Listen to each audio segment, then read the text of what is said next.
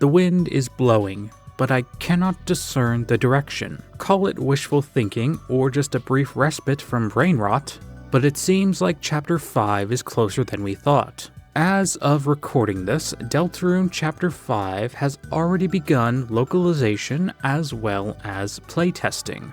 While I don't necessarily want to get my hopes up, I feel like Chapter 5 is closer than we expected. So I think now would be a good opportunity to establish what I predict will happen in the next chapter and beyond.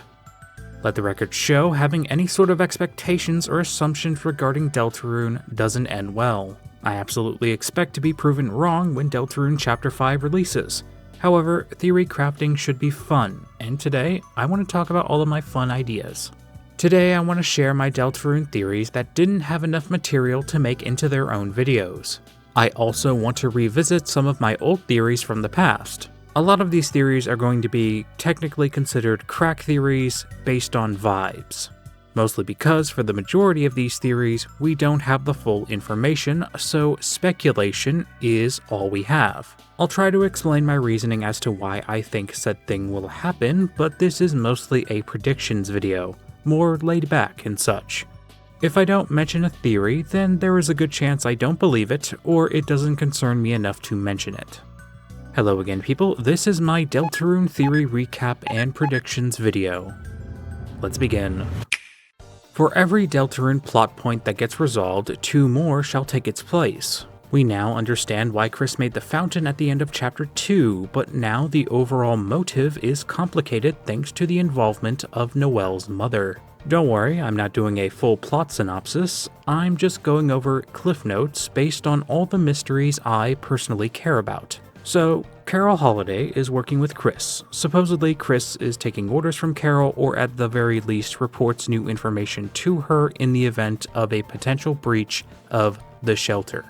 The elusive knight has been revealed to us, and judging by their appearance, they are a member of the Holiday family. The shelter is their base of operations as they decided to fishnap Undine the night following Chapter 2. While exploring the Holiday mansion, we find December's old guitar in her room. A code is seen inside, and to stop the player from gaining intel on the shelter, Chris stops us and calls Carol, who promptly tells Susie to leave. Personally, I am still wondering why this guitar even exists in the first place. Well, actually, I'm wondering why the code exists in the first place. I know why the guitar is there, what I want to know is why Carol didn't know about it, given it's her house. Chris, presumably, didn't know about the code either, which is why they only had time to react after we read half of the code. We have also found out that Asgore, Chris's father, is involved in the plot with the mayor, although he seems to be unaware of the dangers his child faces inside these dark worlds. This entire narrative follows the disappearance of the Holiday's firstborn child, December Holiday. Without any further context, we can only assume this is Carol's entire character motivation. Well, that and her dying husband. As of right now, the primary candidates for the night are Carol, December, and Rudy. So we have familial bonds being tested and friendships being formed, and potentially also tested in the near future.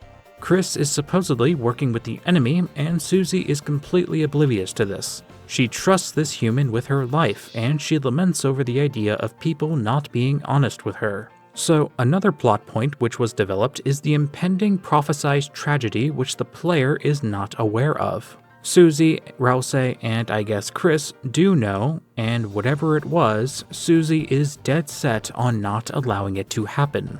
Rouse already knew about this tragedy, and seemingly was trying to stop it from happening. Speaking of Rouse, we still know little to nothing about who or what he is, and why he knows so much. This forbidden knowledge is a vital piece of his character as he is cursed with indecision. While all of this is going on, you are currently being stalked by these amorphous entities which the community have named Friend and Eram. The jury is still out on whether they are 2 different people or the same thing. Maybe there is no difference regardless. All of this has been overshadowed by a meta-narrative happening between the player and a voice presumed to be W.D. Gaster. The majority of the community is convinced that Gaster is behind all of this.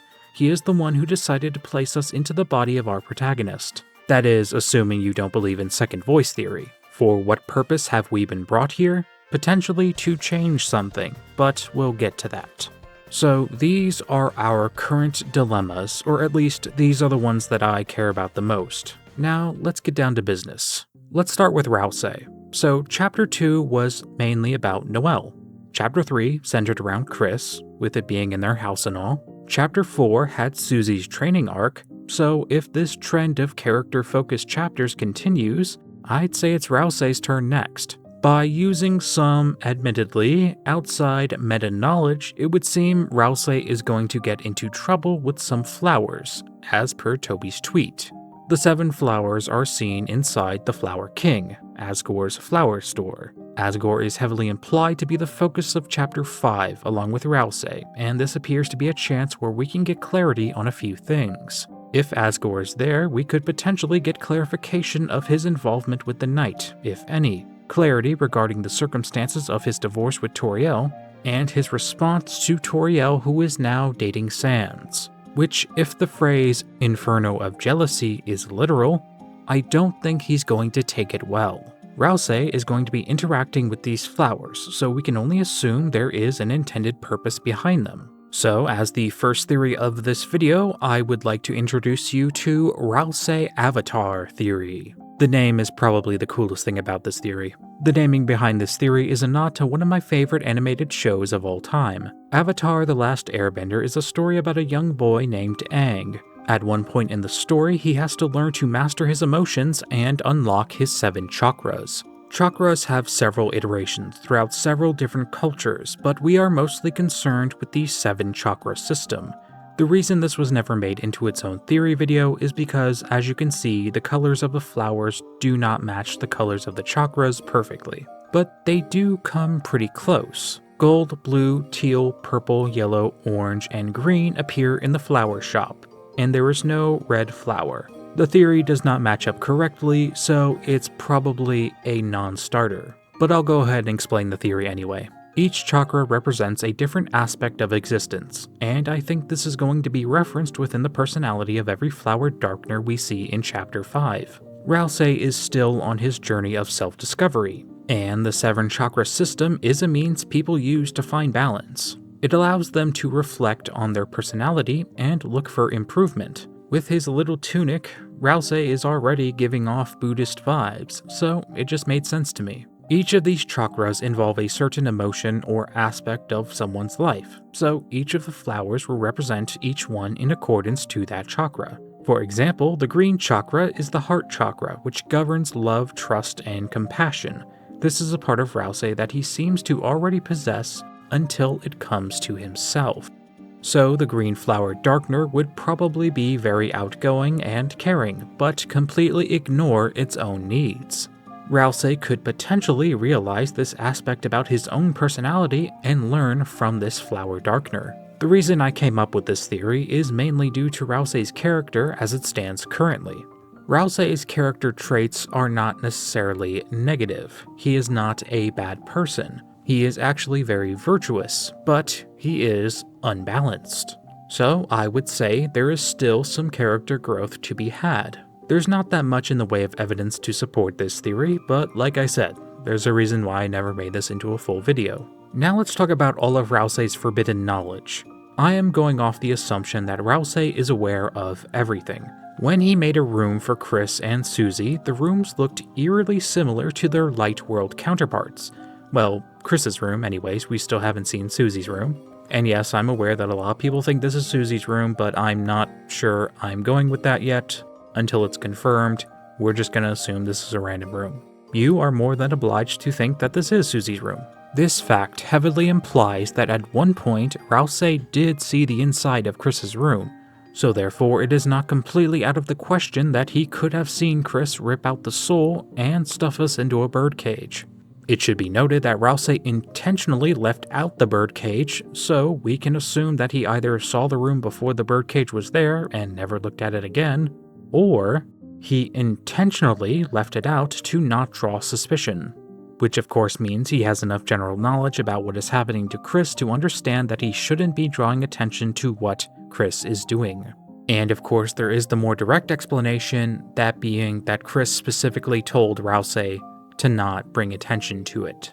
The point of highlighting all of this is to discern why Rousey has decided to keep Susie in the dark while the fate of the world is at stake. The answer escapes me, but I bet I can make an assumption or two. The eventual reveal could be in accordance to the prophecy, as in the prophecy stated that Rousey will reveal this information at a later date. So for now, he has kept quiet. Could be, but honestly, it feels a bit moot considering Rousey has been trying to subvert the prophecy, although that only appears to be his goal lately. This could also be because Chris has convinced or coerced Rousey to keep quiet. While I wish this wasn't the case, this wouldn't be the first time Chris has incorporated intimidation into their actions. Really, it all comes down to what Rousey decides is the right thing to do. This is why I feel if anyone needs to have more character development, it's him. If anything is going to convince Rousey to tell Susie the truth, it would be a full development of his psyche, morals and all. So that is pretty much prediction 1. Rousey will be the one to tell Susie the truth against Chris's wishes. Maybe Chris will retaliate, maybe they won't. But I am certain Rousey will be the one to do it. My next prediction revolves around Rousey's object, or lack thereof. This did warrant its own video, so I'll link it here if you want to go watch it yourself. This is my general thought process of the theory. I noticed some serious similarities between Rousey and Eram, the Darkner that stalks Chris in Chapter 3. Appearances, abilities, amorphous bodies, these two Darkners have a lot of similarities. So this led me to believe Rousey and Eram are the same type of Darkner, or at the very least, they are related in some way.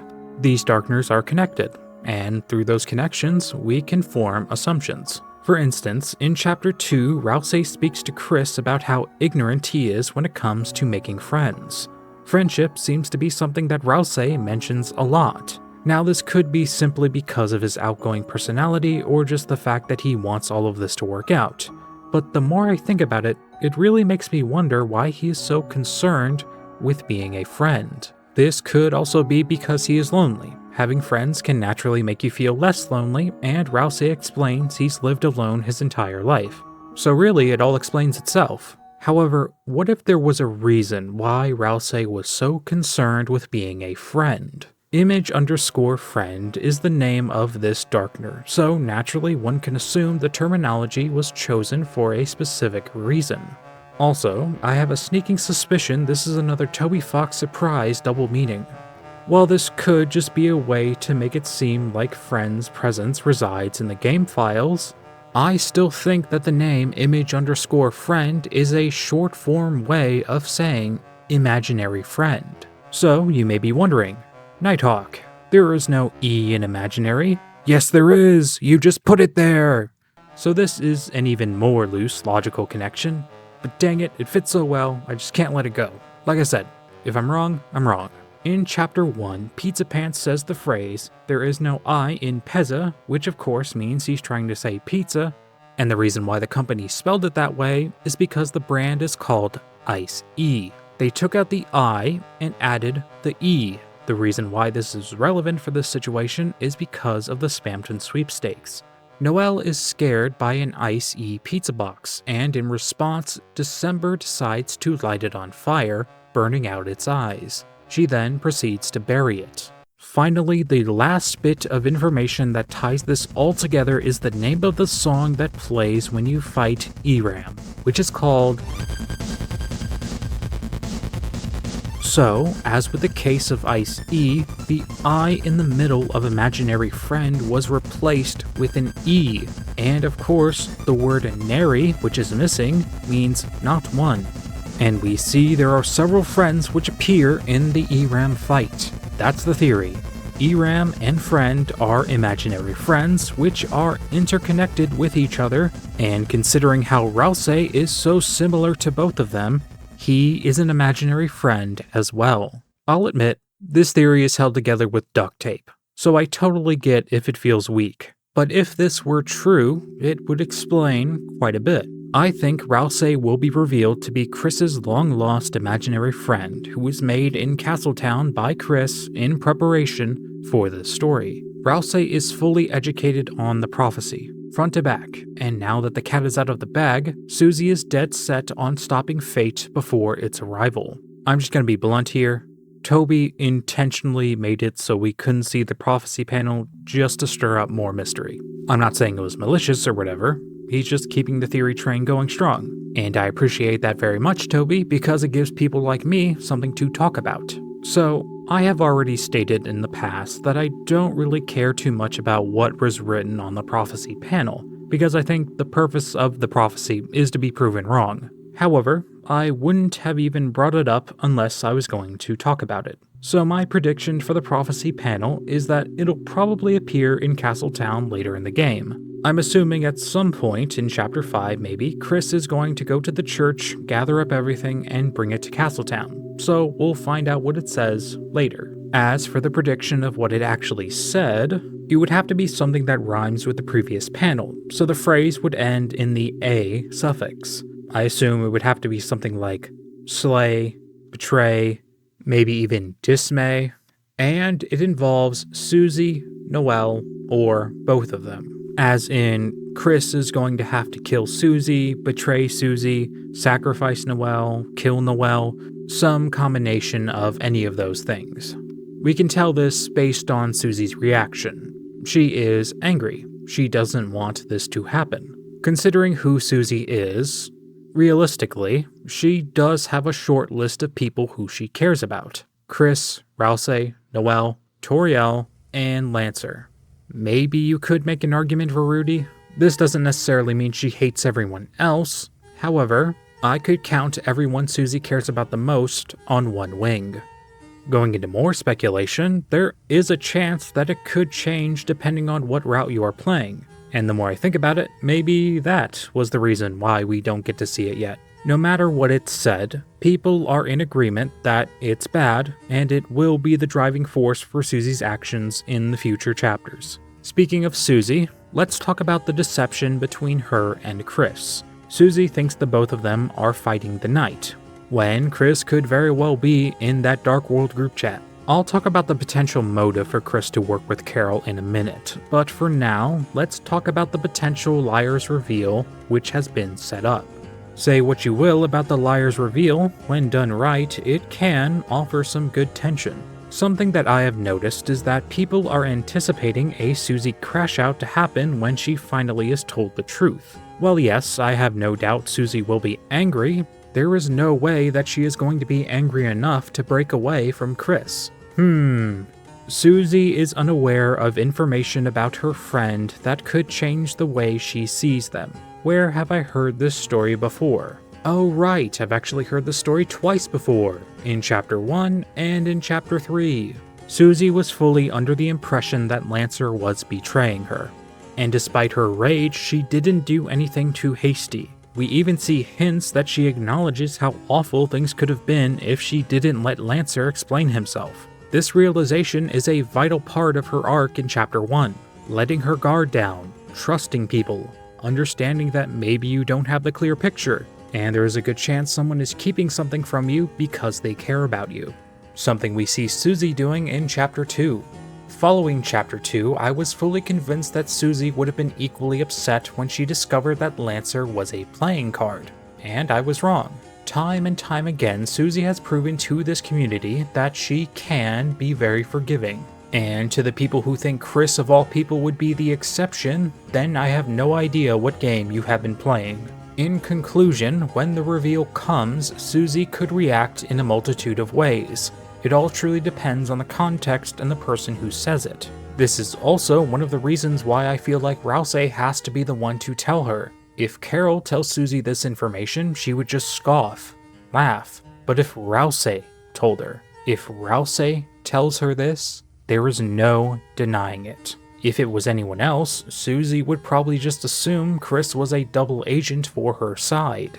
The ideal version of this story would probably be Chris telling her themselves, although I don't think this is how it's going to go down. Chris has made a promise to the Knight. Speaking of the Knight, this elusive, gravity-defying fraud has been built up to be the main antagonist of the game. It should be briefly mentioned that there is a typical trend with Toby Fox games when it comes to villains. there have been several situations where an antagonistic character has developed into a friend. This doesn't necessarily exonerate them, it's a bit more complex than that, but we're not here to talk about that today. So, who is the Knight? If you were to ask me before the new chapters, I would have told you Father Alvin, but now our options have been limited significantly. I'll be real, I feel like I've gone over this a bunch of times now, so I'm just gonna get down to it. The Knight is a holiday because of the antlers. If the antlers are a red herring, that would be deceptive and lame. I don't like the idea of the game straight up lying to us. Seems very unsportsmanlike to the theory crafting community. With the mystery of the prophecy panel, I can tell theories and theory crafting are kept in mind when formulating the story. This is just the norm for indie games now, story-driven ones at least. For example, there's this one game called Pinata Puppy World that I've been following for several months now, and there's an entire website dedicated to this indie game, and the game doesn't even have a demo yet. And when I say website, I don't mean just a place where you can go buy the game.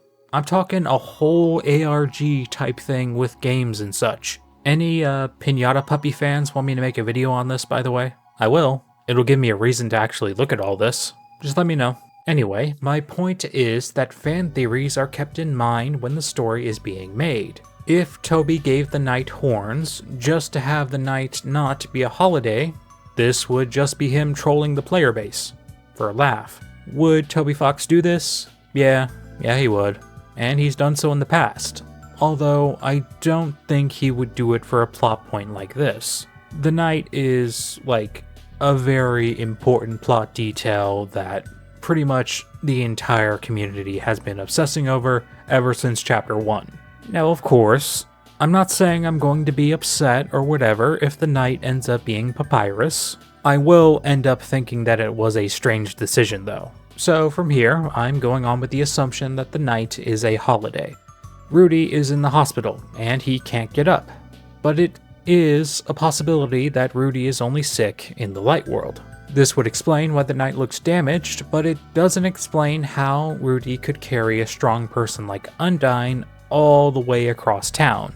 If Rudy was only sick in the light world, then I honestly doubt he would have the strength to do this and go to church the following day. Now, as much as I hate this idea, I wouldn't be covering my bases unless I talked about the possibility of Rudy faking his illness. I'm just going to say this, and I really hope no one disagrees with this hot take. People who fake life-threatening illnesses are scum. Noelle and Carol are incredibly worried for his health. Any reveal that would prove that Rudy is faking his illness would assassinate his character on a fundamental level. This would also paint Rudy as an emotionally manipulative person, as this would mean that when he is seen distraught over the fact that he can't be there for Noelle, he is simply putting on an act. Now, let me make myself clear. These are not connected. Rudy can still be the Knight and not be faking his illness. It's not like these two theories are reliant on each other.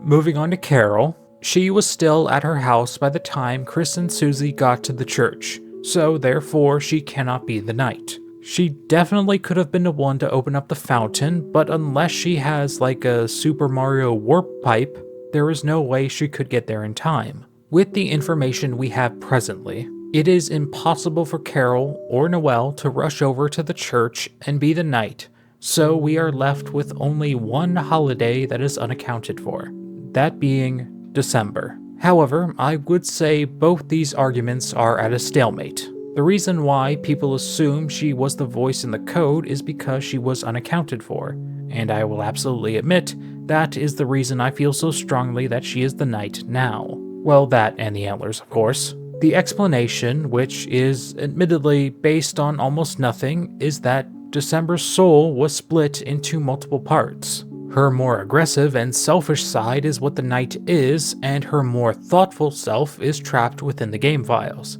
The Titans, or the Dark Worlds themselves, are supposedly being used as a means to find the part of December that was lost. The Lost Girl. A soul being split or broken is not necessarily new for Toby Fox games. This is what eventually happened to Azrael and Kara. Their souls merged into one, and when they died, their psyche seemed to diverge. Only with the memories and powers of everyone was Azrael able to emerge again. The soul split theory is technically a leftover theory that I initially assigned to Chris, and while that might still be true, I now think it would fit December much better. So let's think about what happened to her when the friend group was out exploring. They all go inside the shelter, but only Chris, Noelle, and Azrael come out. Noelle can't remember because of trauma, or maybe she just didn't see what happened. And Azrael supposedly didn't know either, because he was watching Noelle. Chris potentially does know what happened, which is why they blame themselves now. So, when this dark version of December sprouts up one day, either a group of December, Carol, and Chris, or maybe just Carol and Chris, meet up together and they hatch a plan. A part of December's soul is stuck in the dark world because of what happened. Now, what could potentially split a monster's soul? Honestly, that question beats me until a little tweet from Toby Fox, which I love to reference. This is well known at this point, I think, but Toby teased some future Sham dialogue, which is presumably them talking about the shadow crystals we have been gathering. Sham explains how the crystals contain this certain power, the power of will. Darkness is a substance in the Deltarune universe, and determination is its source. They may even be the exact same thing. Using determination, you can make fountains and therefore make darkness. Now, that being said, every Lightner possesses determination, so what is the one thing we know of that can extract determination from someone's body? What do you think the answer is? What device can extract determination from a Lightner's body? Is it A, a ham sandwich, B, the Geneva Convention, C, that good Kush, or D, the determination extractor from Undertale? Put in your answers now. The correct answer is obviously A, because there is no determination extractor in Deltarune. Or is there? So the shelter is kept off limits for most people, and now we might know why. That's the base of operations. The knight lives there, and the door only opens if you have the code. If Deltarune is a parallel story to Undertale, then it is possible that there are plot points which repeat under a different context.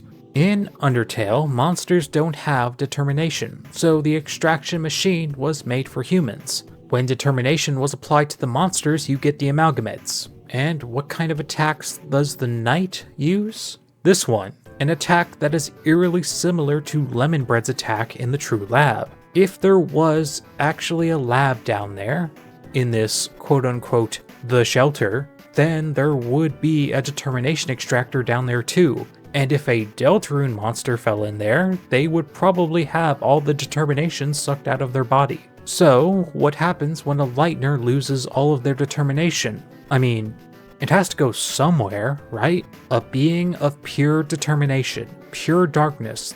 They are only driven forward by their motivations, their will. What they want is to get their body back, so they will open up as many fountains as they can to do so. Darkness is determination. Light is inspiration, your memories, your ideas, your logic, your reasoning. A light half of December trapped within the game files, and a dark half that acts akin to a wild animal, only doing what they want. This is why December has hands like Gaster. She suffered the same fate he did. And that could very well be the reason why he sent us here. Or, I'm just making things up. Without more context, this is simply a rather satisfying fanfic at this point. There is literally zero evidence that there is a determination extractor in the shelter, although the chances of one being there are not zero. Now, if you don't like the idea of soul split theory, then I have another option for you. The voice inside the code can simply be someone else. Thinking back, right? Has there ever been a direct reference to December in this dialogue? Like, how can we tell definitively that this is December speaking? The text I'm referring to, if you don't know, is from this person who has been trapped in the game files. Every new chapter we get more dialogue. This text is marked as unused, and for the longest time people have assumed this was December, myself included. However, with the inclusion of Chapter 4, that might not be the case. So, this person is alone. They are in a dark place, and they don't know where they are. They seem scared, lost, and confused. This person is losing track of time, yet they still have memories of their past. They talk about the fond memories of having breakfast and watching late-night TV. The reference to late-night TV would absolutely link this voice to December, but breakfast? Now, listen everyone, I'm sorry if this seems assumptive or it feels like I'm profiling too hard, but Carol and Rudy Holiday did not strike me as the parents to cook breakfast for their kids. This isn't a requirement or anything. It's not like you're a bad parent if you don't cook for them in the morning or whatever. They just didn't seem like the people to do it.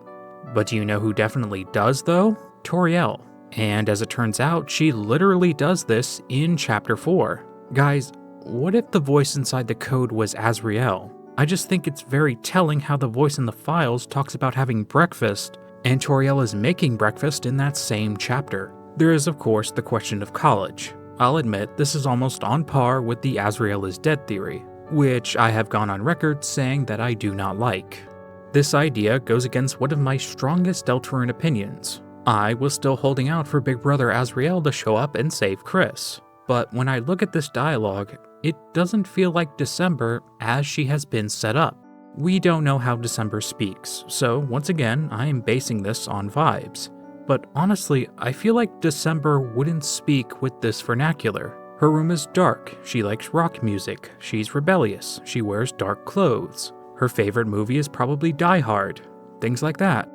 If she was in this situation, I feel like the voice would have had a more angry tone, like she's demanding answers rather than calling out for help.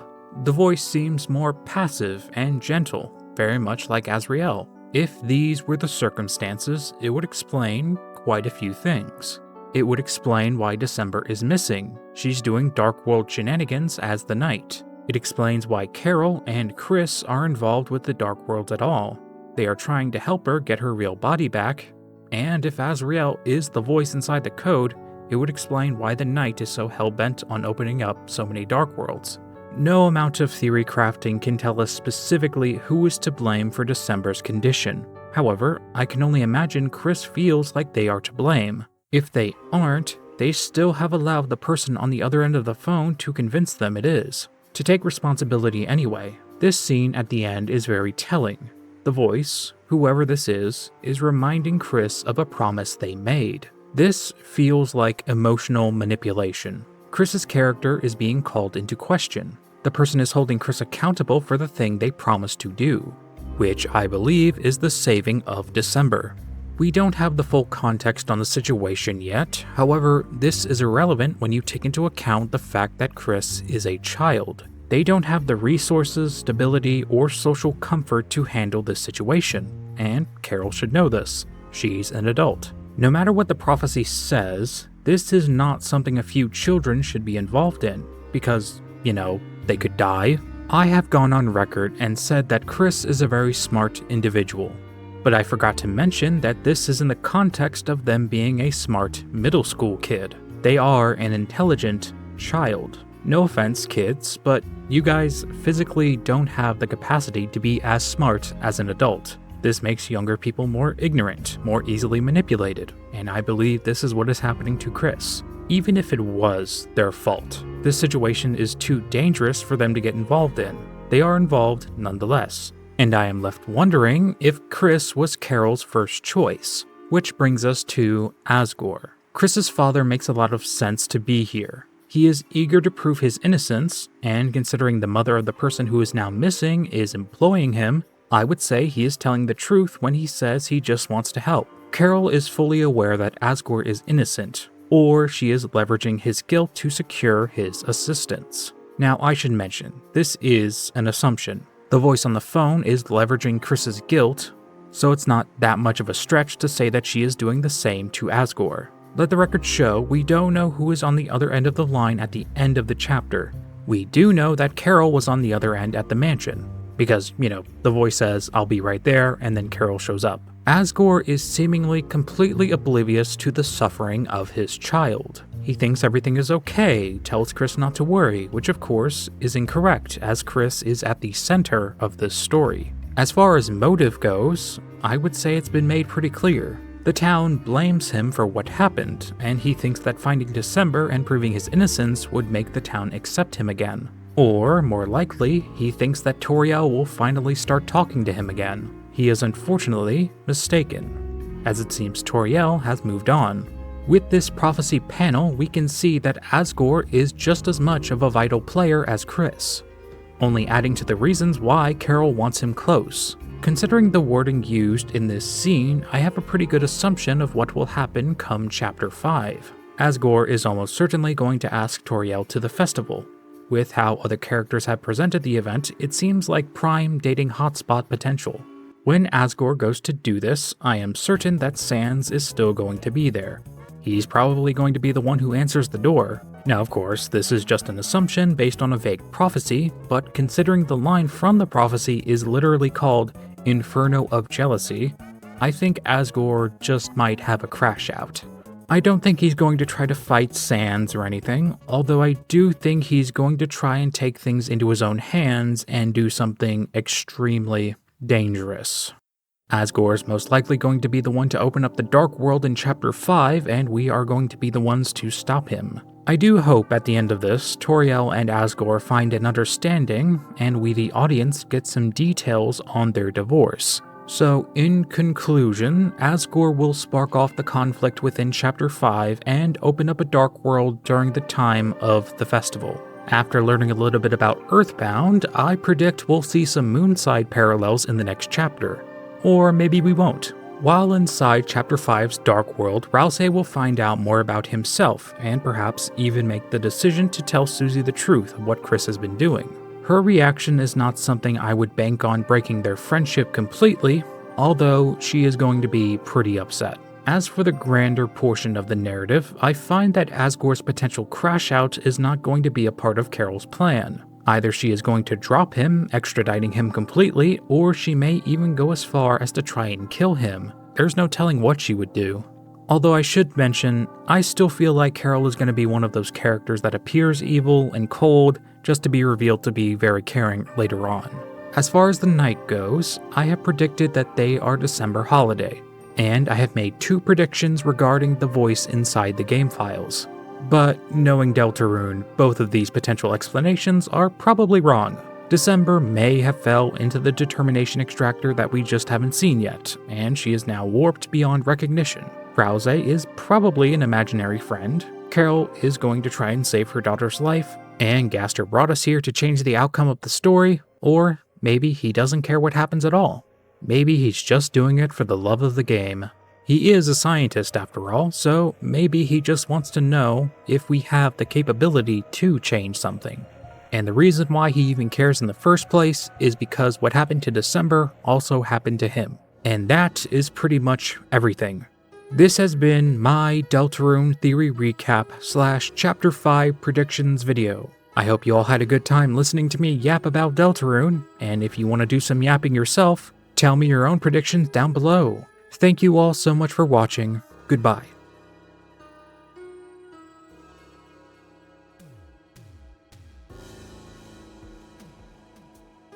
I would like to thank all of the Nighthawk channel members.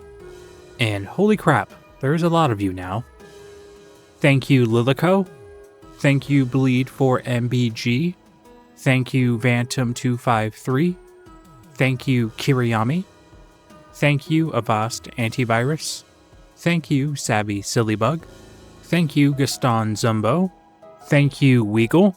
Thank you LJ Afton. Thank you Fluby. Thank you Poopy.